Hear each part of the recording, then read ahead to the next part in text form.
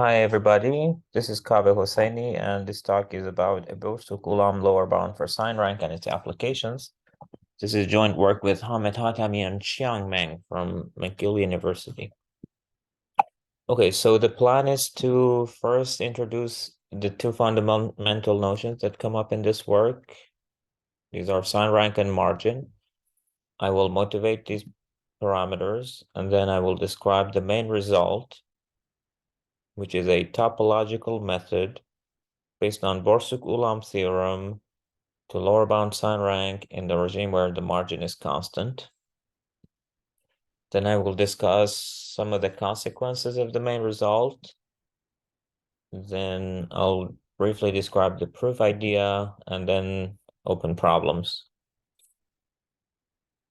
Okay, so let's start with the definition of sign rank. This is also called dimension complexity, especially in learning theory literature. Let's say we have a +1 -1 matrix, n by m matrix.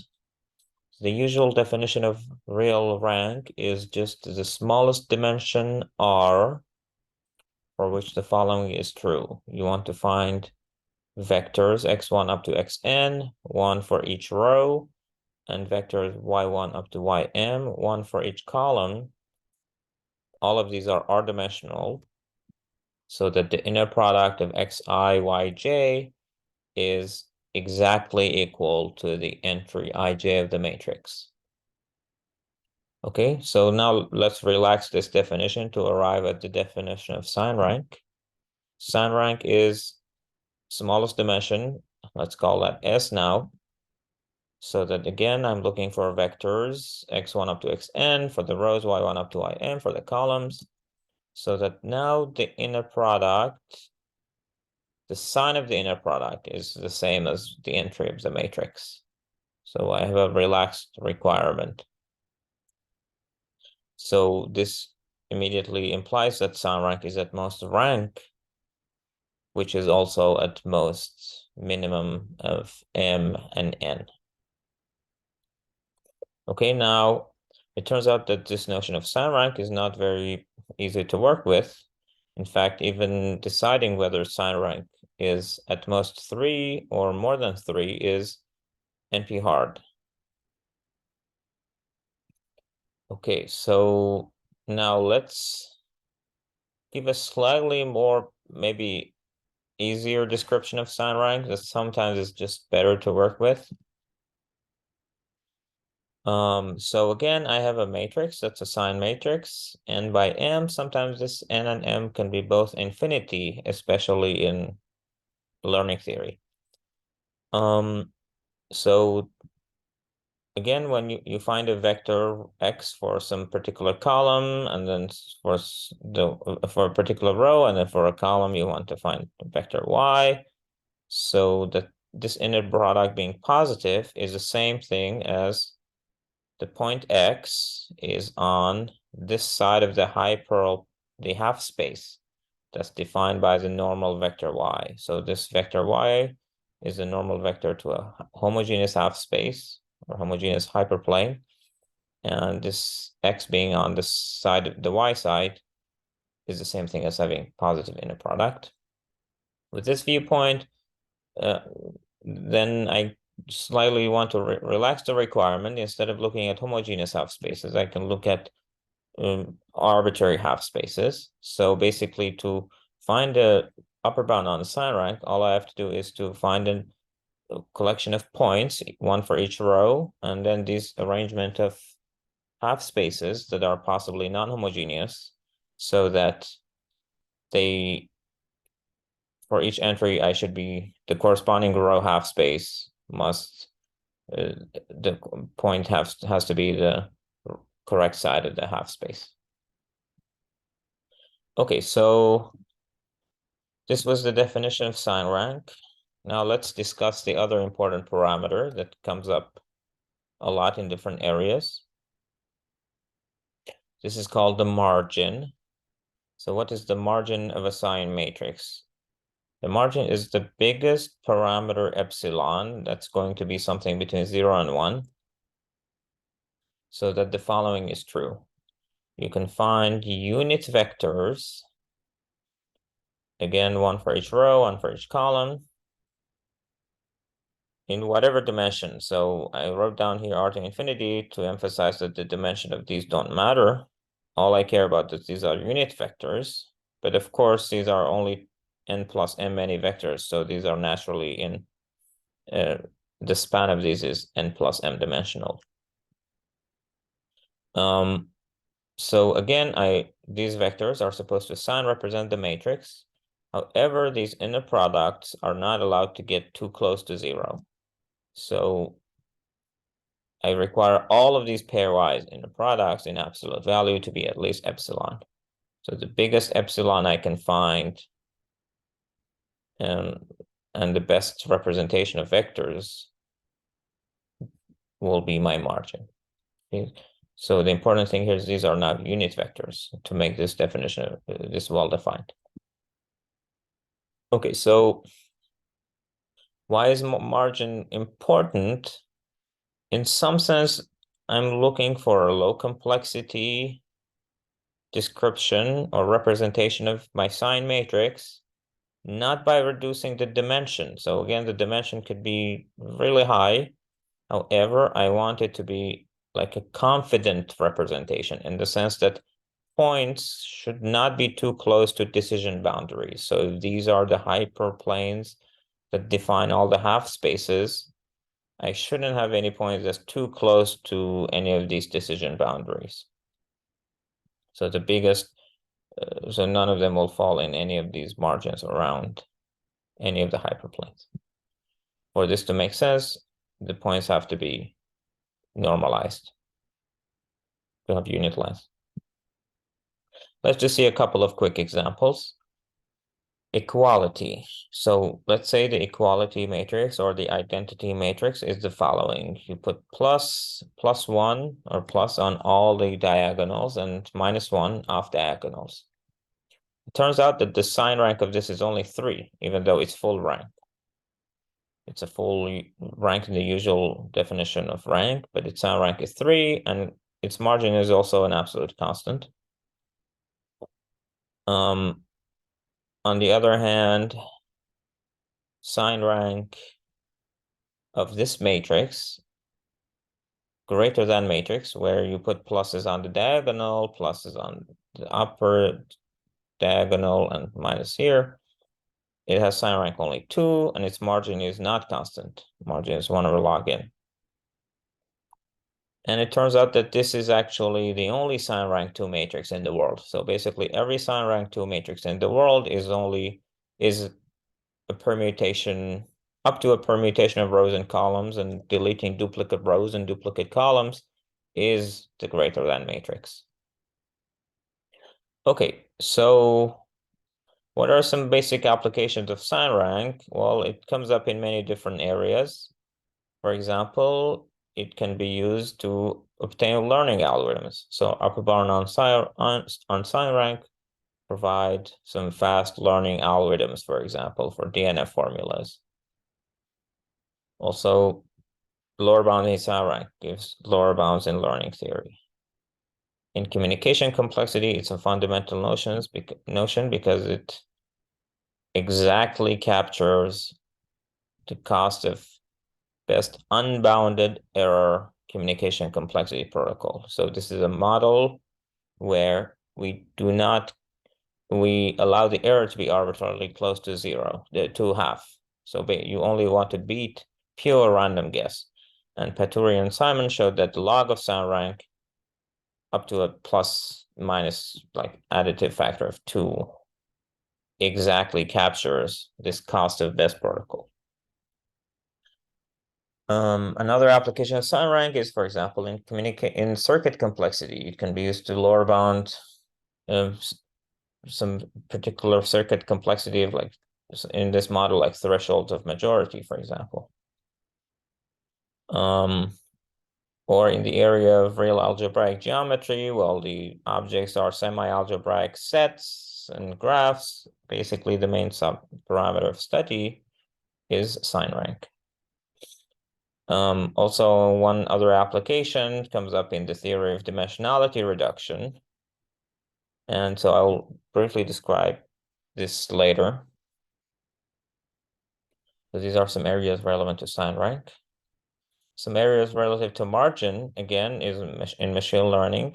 It's a fundamental notion because it turns out that if you have a sign matrix, the corresponding concept class can be learned by these like classical learning algorithms, such as support vector machines or perceptron, if you knew that the margin is lower bounded. So if you have a concept class that's possibly even infinite dimensional, but if you know that the margin is lower bounded by some epsilon, then the sample complexity only depends on the epsilon. And here again, so the n and m are usually infinite dimensional. For example, this class can be the class of all half spaces with margin, which I will describe later. In communication complexity, again, the margin is equivalent to this notion of combinatorial notion of discrepancy. So this is based on Grothendieck inequality as a result of linear entrainment. So, and also it's known based on the concept of these two work that log of 1 over discrepancy, which I'm not defining here, is equivalent to this, essentially equivalent to this notion of randomized communication complexity. So this is in the bounded error model. And I mean, to be exactly precise, this is called a weakly bounded error model, but here, since the regime we're working with is constant margin, so this will not be an issue. It will just be bounded error. And so basically, yeah, so margin or discrepancy are one of the main tools to lower bound randomized communication complexity. And again, lower bounding margin provides some upper bounds on dimensions. So it's useful in the theory of dimensionality reduction. Again, I will describe this later.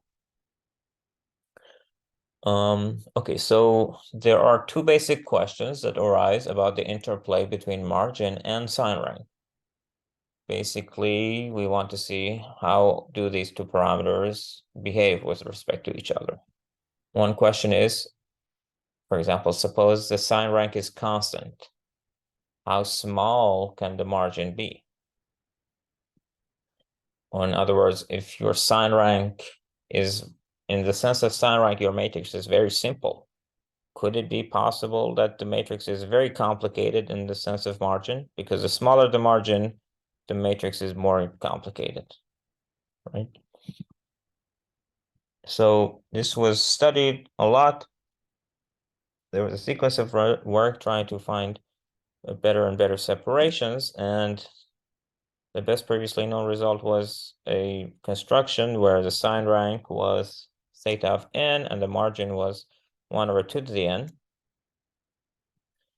And a few years ago, we showed that we showed a simple construction where actually it has sign rank precisely 3 and its margin is 1 over 2 to the n, or exponentially small. And it's easy to show that this is tight, basically, this shape of lower bound. So every matrix has margin at least 1 over 2 to the n over 2. And again, for if the sign rank is 2, we exactly know what happens. 2 corresponds to greater than matrix as the only matrix of sign rank 2 up to permutations, and that has a margin 1 over n. Okay, so now what I'm going to talk about is the flipped version of this question, which is going to be the question that we study in this work. So the question is, suppose margin is constant. How large can sign rank be? Okay, so I will now describe some history of this question. So previously, there were two independent results that showed that if you have a matrix whose margin is at least epsilon, then the sign rank is at most log of the size of the matrix times 1 over epsilon squared. Okay. And the proof of this result is basically a straightforward application of the Johnson-Linden-Strauss lemma. I will not describe what Johnson-Linden-Strauss lemma is. So let's move on. And the main question that was studied, that was asked in this work regarding this result was that, is this log n dependency necessary? So is it necessary that possibly you don't even need dependency on n at all? Maybe you can bring the dimension to a constant if you knew that the margin is constant. And the main result that we study here is that this log n term is necessary, at least if we look at the wider class of partial matrices. Okay, so not only dependency on n is necessary, but actually you need the entire log n.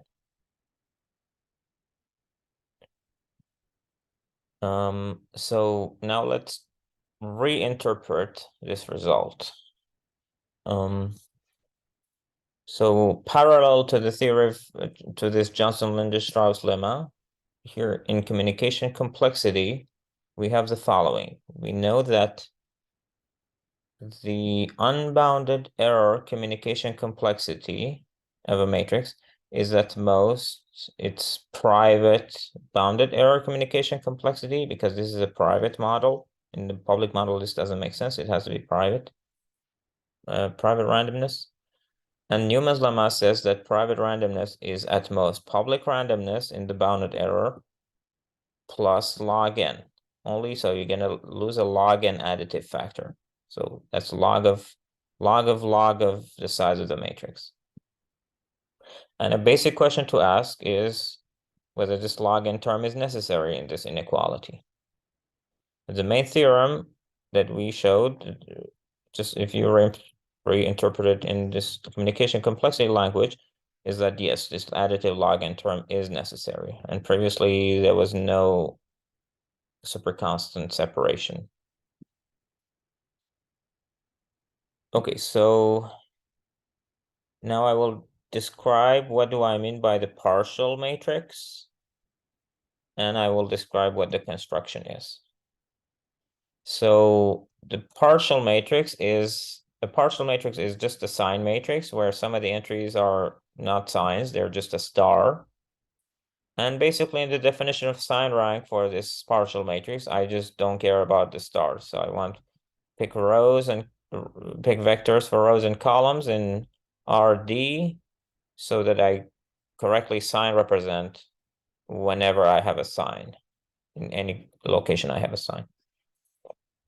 And the sign of whatever happens at the star doesn't matter. For the definition of margin, I also do the same. I want to pick rows and vectors and for the rows and columns in whatever dimension so that I accurately sign represent the matrix where I have a sign. And also, I only look at the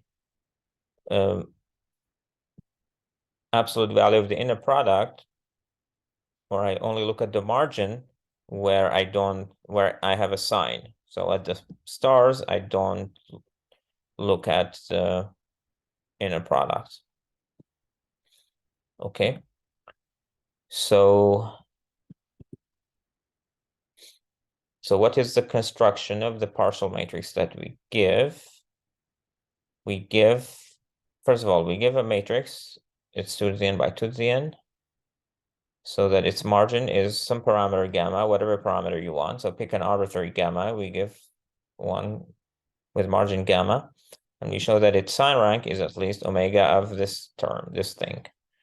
But if you ignore this part for a second, dependency on the n is omega of n. And the closer gamma to 1, the lower bound is weaker. but it turns out that this is roughly tight, except if you ignore this log factor, so you only lose this log factor. Okay, so what is the main result, basically? The construction is the following. It's a 2 to the n by 2 to the n matrix where each row corresponds to an x here, and each column is a y here, where the matrix on row x, column y, is plus if the inner product is bigger than the threshold gamma. If it's less than minus gamma, I put minus, and if it's between, I put a star.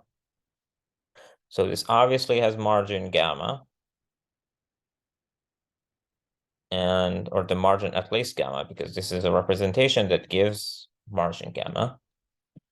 And it's also obviously sitting in dimension n, so its sign rank is at most n, but it's easy to see that actually you have sign rank at most 1 minus gamma times n.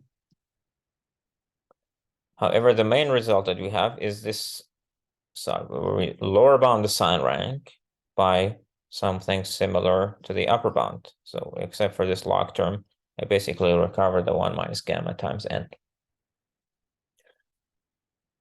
Okay, so this is the main theorem in the discrete world, but we have a continuous version that implies the discrete version.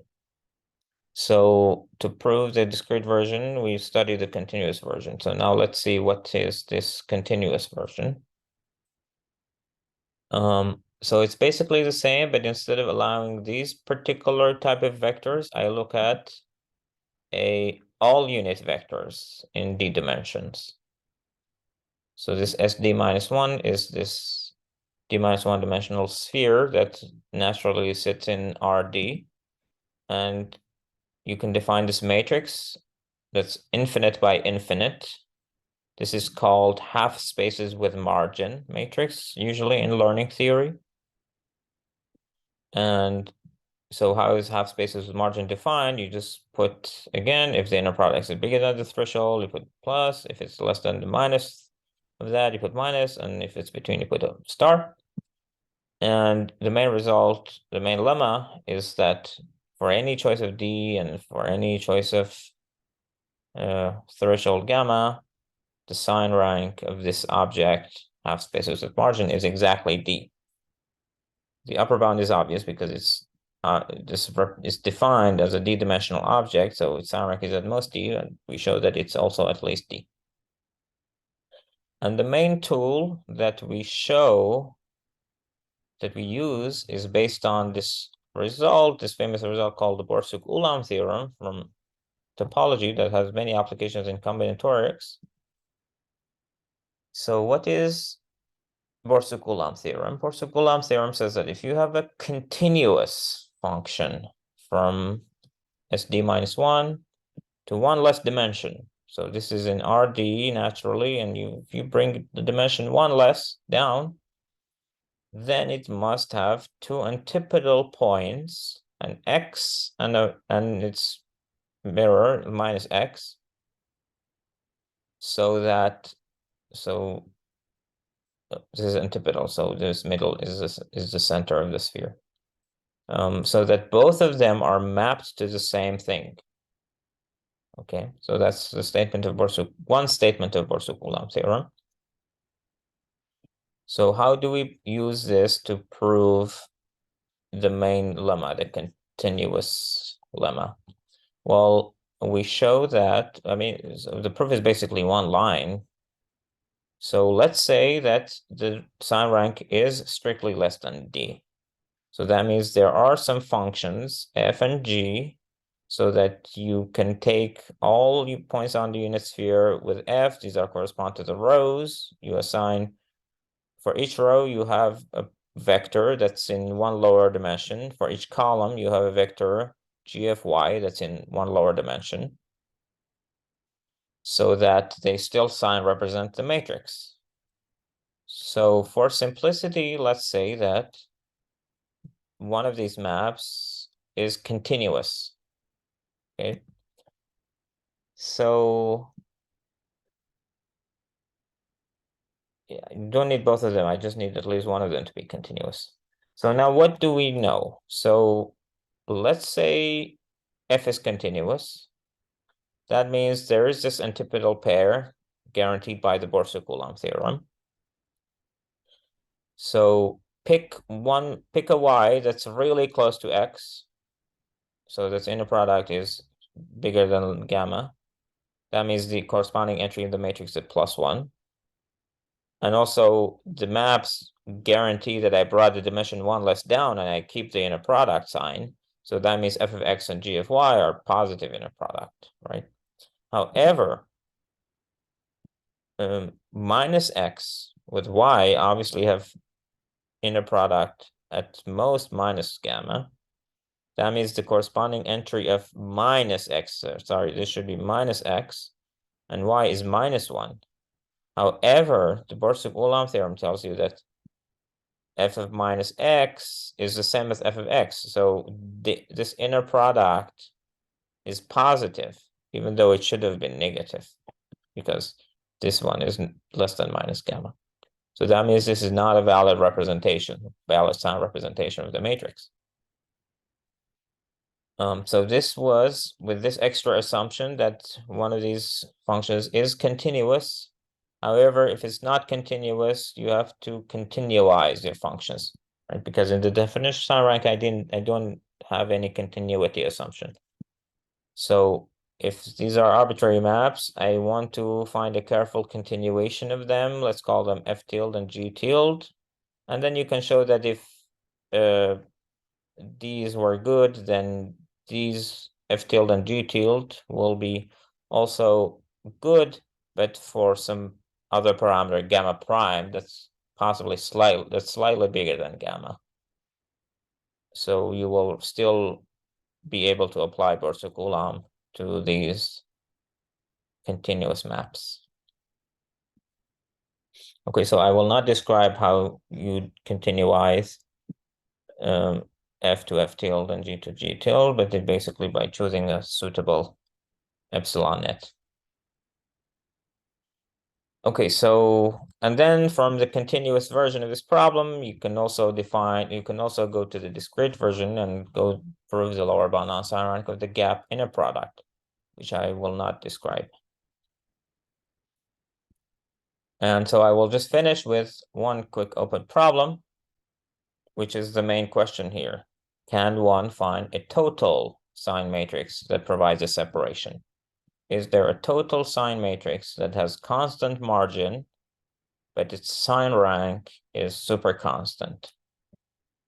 And a natural candidate here is the hypercube graph, where you connect two n-bit strings if they differ in precisely 1 bit. So as a summary, I provided a lower bound technique for sign rank based on Borsuk-Ulam theorem. The main lemma was this providing a precise lower bound on psi rank of these half spaces with margin for any choice of margin. And using that, we show how to provide a lower bound for sign rank of this explicit partial matrix.